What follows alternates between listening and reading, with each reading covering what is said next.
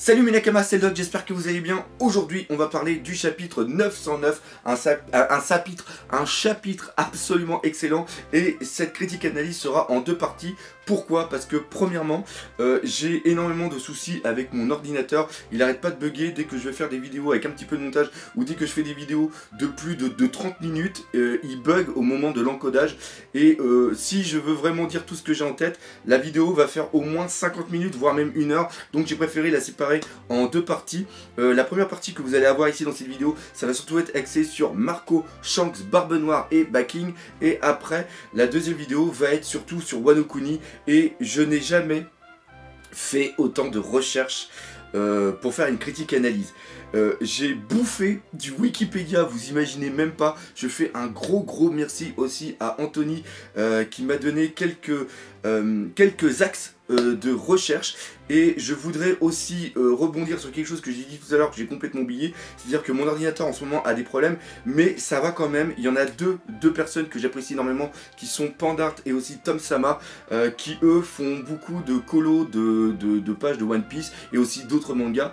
Et pour Tom Sama, je crois qu'il a son ordinateur qui a carrément planté, il peut plus rien faire. Je sais qu'il a mis en place, il avait déjà un Tipeee et il demande un petit peu d'aide. Donc bah, si vous avez 1 euro, 2 euros, 5 euros de disponible, eh bien mettez sur son Tipeee, pareil pour Pandart, parce que ça, ils font un boulot de taré. Moi j'utilise plus beaucoup leur colo parce que au niveau des montages je me suis déjà pris des strikes même en utilisant leur colo, donc j'ai préféré arrêter sauf quand j'ai besoin vraiment d'appuyer des propos. Mais j'adore tellement leur travail, c'est à dire que quand je lis un chapitre, j'imagine déjà les colos qu'il va y avoir de leur part, et aussi de tous les autres qui font aussi des colos, mais eux c'est les deux vraiment, les deux qui sont... Et Chris aussi qui a fait pas mal de colos pendant un bout de temps. Donc voilà, c'est juste pour les soutenir, parce que on est tous des passionnés dans ce domaine, et malheureusement quand il nous arrive, moi personnellement si mon ordinateur plantait, je serai en larmes, franchement je serai en larmes. Donc là normalement il maîtrise bien, c'est juste un petit problème au niveau du programme. Faut que j'arrive à trouver les tenants et les aboutissants, de savoir pourquoi il plante cet enculé. Donc voilà, donc une grosse pensée à eux. Encore une fois, les liens de leur Tipeee seront dans la description de cette vidéo. Alors là on va parler de quoi? On va parler bien sûr de Marco, de Barbe Blanche et aussi de Shanks. Pourquoi? Parce que il y a quand même même si c'est des petites cases, il y a énormément de choses à dire dessus. Premièrement, on a enfin... Enfin, avant de dire ça, ce qui est génial avec Ishiroda, c'est qu'on pensait tous à un truc, et vu que Nekomamushi rencontrait Marco, on s'est dit yes, ça y est, Marco il va venir, il va donner un coup de main au niveau des Mugiwara, parce qu'il s'attaque quand même à Kaido. Et si Big Mom vient, je pense qu'ils auront besoin d'alliés pour vraiment s'en sortir. Et on se disait que Marco, justement, ça pourrait être sympa. Surtout que Shanks avait, Kaido avait voulu niquer la gueule de Barbe Blanche. Et c'est Shanks, justement, qui, avant Marineford, qui a réussi un petit peu à contenir Kaido, pour pas qu'ils viennent. Donc il y a une petite animosité, je pense, justement entre eux, et ça serait pas mal de voir une sorte de petit flashback qui aurait pu être mis en place avec Marco, qui serait arrivé au niveau de Wano Kuni. Et c'est quelque chose qu'on rêvait, parce que Marco, bah, même s'il a une tête d'ananas, on l'adore, et on aime bien les autres aussi membres de l'équipage de Barbe Blanche. Et malheureusement Ichiro Oda en une bulle nous enlève tous nos rêves. C'est à dire que Marco ne va pas venir parce qu'il veut protéger l'endroit où il est, qui est un petit peu le sanctuaire, qui est le rêve de Barbe Blanche, on va en reparler tout à l'heure, des méfaits de Backing et aussi de son fils Webble, qui nous fait peur parce qu'il semblerait peut-être que ça soit le fils de Barbe Blanche, mais on va en reparler tout à l'heure. Donc le petit Marco, on le voit, et ce qui se passe, c'est qu'on apprend qu'il faisait partie de la division médicale de la flotte de Barbe Blanche.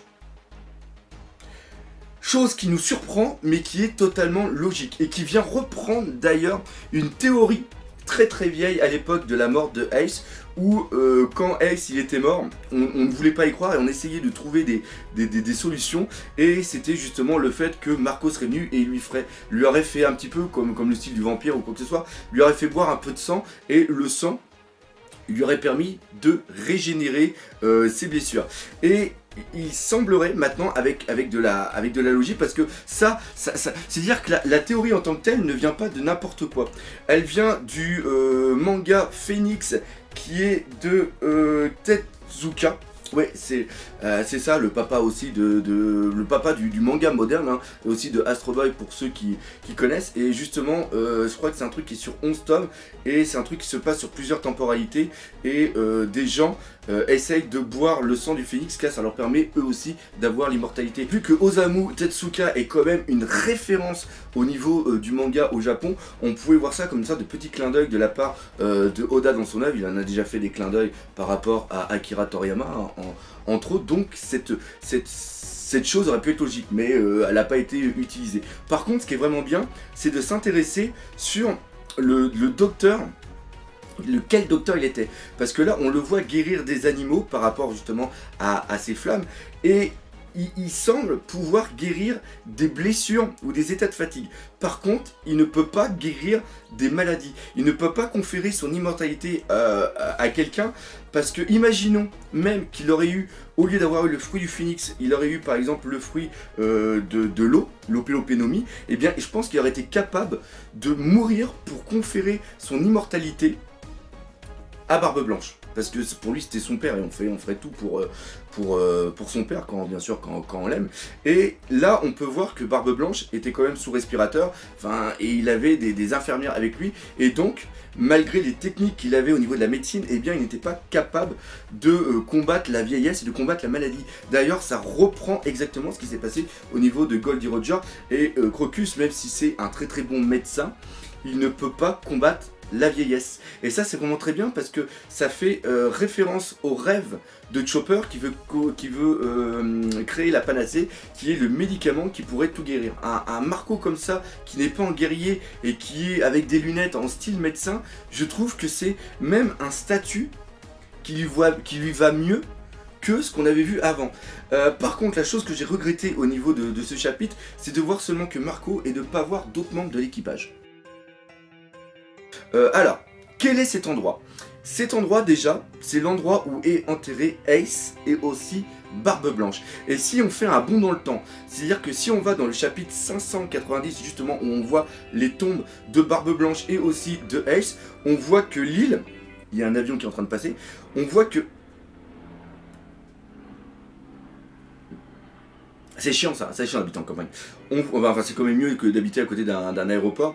On voit que l'île, même si elle ne ressemble pas totalement à celle qu'on a ici, c'est-à-dire que la montagne est moins grande, c'est-à-dire que dans le chapitre 909, on voit que la montagne fait presque toute l'île, et en un sens, on comprend mieux pourquoi il y a un village à l'intérieur de l'île. Quand on va dans le chapitre 590, on voit que la montagne est plus centrale par rapport à l'île. Donc ça veut dire qu'à l'époque, Ishiro Oda, quand il avait dessiné cette île, peut-être qu'il avait dans l'optique de la réutiliser plus tard, mais il n'a pas repris le même design. Mais on reprend à peu près la même topologie. On voit d'ailleurs que Shanks, on en reparlera tout à l'heure, Shanks connaît où est la tombe de Barbe Blanche, mais Baking et Webble, eux, ne le savent pas. Et ça peut être intéressant, on va en parler tout de suite. Pourquoi? Parce que l'arme que possède Webble, on pensait tous que c'était l'arme de Barbe Blanche, et peut-être qu'il avait fait, et qu'il l'avait violé, je sais plus comment, pillé. L'arme qu'il a n'est pas l'arme de Barbe Blanche. Et ça, en un sens, c'est vraiment très très bon. Parce que ça veut dire que plus tard, s'il combat, s'il se passe quelque chose, l'arme va peut-être péter. Il y aurait une symbolique par rapport à la transmission de la volonté entre deux personnages, comme là on a par exemple le chapeau de paille qui a été transmis de Goldie Roger à Shanks et après de Shanks au niveau de Luffy, donc il y a la transmission d'une volonté. Et bien l'arme de Barbe Blanche justement pourrait être une transmission de la volonté, du désir, de la même vision de protéger la famille par rapport à Barbe Blanche. Et si l'arme pète, on voit justement que ce n'est pas la vraie volonté qui a été transmise. Et en plus ça reprend totalement ce que fait Baking, parce que il y a plus de 40 ans, elle a fait partie d'un équipage, je dis bien d'un équipage, où il y avait Barbe Blanche, mais c'est pas le même équipage où il y avait Kaido et il y avait aussi Big Mom. Faut pas prendre quand même ce gros équipage. Par contre, quand on reprend le chapitre où il y a l'apparition de Webble et de Baking, quand elle parle de Luffy, elle dit « Ah, c'est le petit-fils de Garp ». Et comme on est exactement dans la période des 40 ans, je pense que Garp, à cette époque-là, il a dû faire chier pas mal de pirates, et c'est pour ça aussi qu'il est devenu généralement le héros de la marine. Oui, je disais donc que Baking ne reprend pas là non plus, ne connaissait pas, même si elle a été dans l'équipage, elle a dû partir assez tôt parce qu'elle ne savait pas comment était utilisé l'argent de Barbe Blanche.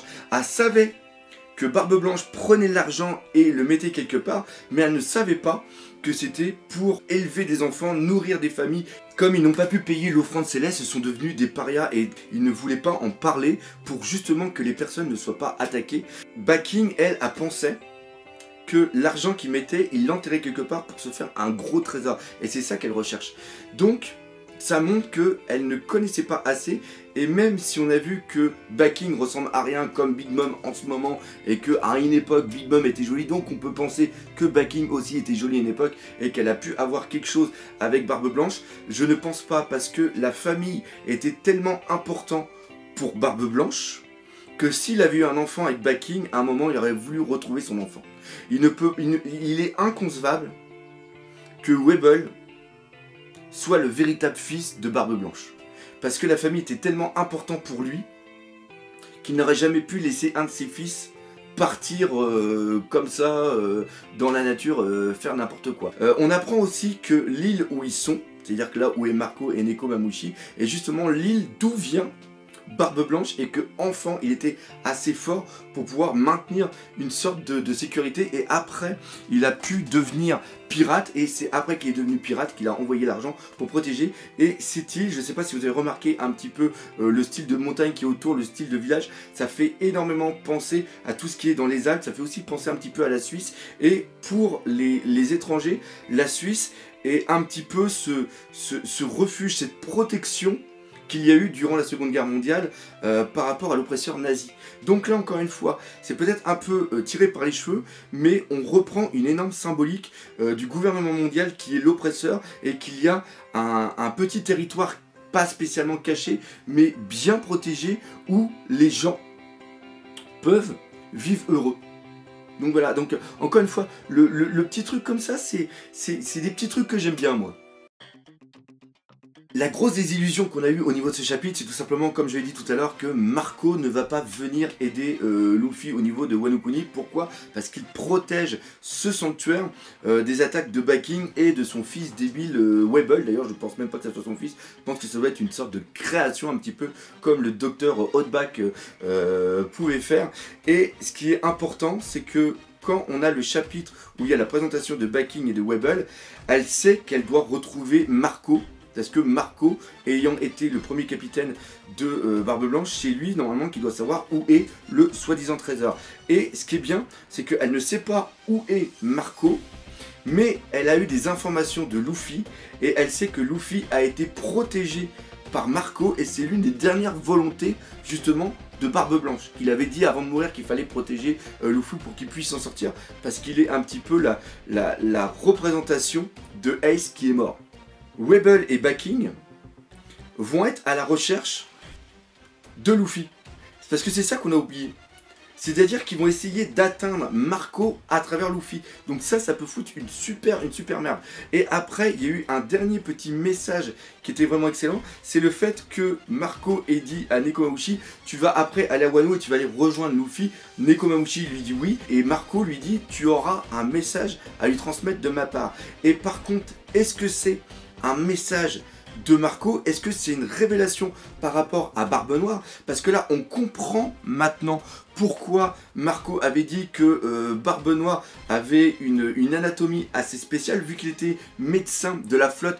Peut-être qu'à un moment, il a parlé avec Barbe Noire, peut-être qu'il sait quelque chose d'important qui va permettre plus tard, parce que pour moi, l'une des gros némésis de Luffy, eh bien c'est Barbe Noire. Peut-être qu'il va lui donner une astuce pour vaincre plus tard Barbe Noire, ou alors, ce qui pourrait être encore mieux, ça serait que, vu qu'on sait que Shanks connaît cet endroit, peut-être que Shanks, avant d'aller à la rêverie, vu qu'on sait que ça se passe exactement au même moment, peut-être qu'avant d'aller à la rêverie, Shanks aussi est passé par cette île, et c'est peut-être sur cette île qu'il a lu la Wanted de Luffy, qu'il a vu sa prime de 1,5 milliard de berries, et peut-être qu'il a transmis un message à Marco, sachant que à un moment ils allaient se retrouver pour lui dire, eh bien si à un moment tu vois Luffy, bah, tu lui diras que je suis fier de lui, ou peut-être une autre information. Et donc c'est ça qui est génial, c'est-à-dire que le message qui va être transmis par Marco